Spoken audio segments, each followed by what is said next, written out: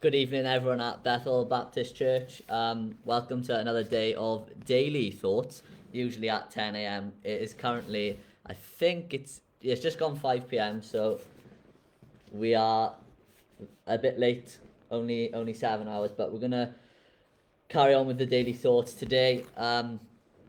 Yesterday, Jackie shared the first part of the story of Paul and Silas in the prison. I have the pleasure of reading the last part of the story, Act 16, verses 31 to 40. Act 16, verses 31 to 40. And it says, They replied, Believe in the Lord Jesus, and you will be saved, you and your household. Then they spoke the word of the Lord to him and to all the others in his house. At that hour of the night, the jailer took them and washed their wounds. Then immediately he and all his household were baptized. The jailer brought them into his house and set a meal before them. He was filled with joy because he had come to believe in God, he and his whole household. When it was daylight, the magistrate sent their officers to the jailer with the order, Release those men. The jailer told Paul, The magistrates have ordered that you and Silas be released. Now you can leave. Go in peace. But Paul said to the officers, They beat us publicly without a trial, even though we are Roman citizens, and threw us into prison. And now do they want to get rid of us quietly? No, let them come themselves and escort us out. The officers reported this to the magistrates, and when they heard that Paul and Silas were Roman citizens, they were alarmed. They came to appease them and escorted them from the prison, requesting them to leave the city. After Paul and Silas came out of the prison, they went to Lydia's house, where they met with the brothers and sisters and encouraged them. Then they left.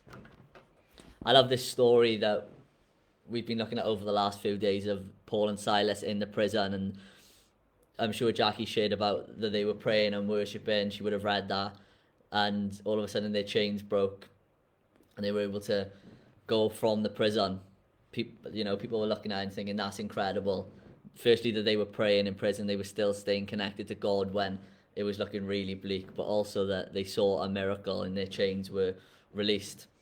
The part I just read, the bit I love about that is the fact that the jailer asks, How can I be saved? And they say, Believe in the Lord. And it wasn't just him that got saved, but it was his household too. And that was probably because the man was different, that he met with Jesus, which caused all of his family to see the change in him and want that change for themselves. You see, sometimes we talk about going and evangelizing to people who don't know the gospel, who don't know Jesus, which I think is fantastic. But I also think that our lives represent our faith. So if we live a life that shows that we have been changed, that shows that God has done something in our life that is unexplainable, then that will be attractive to other people, and other people will want that for themselves. So great story, great passage. That's my thought on that let's be people who model our faith, who act on that, and people can see a difference in us because we have been changed by the gospel. Thanks so much.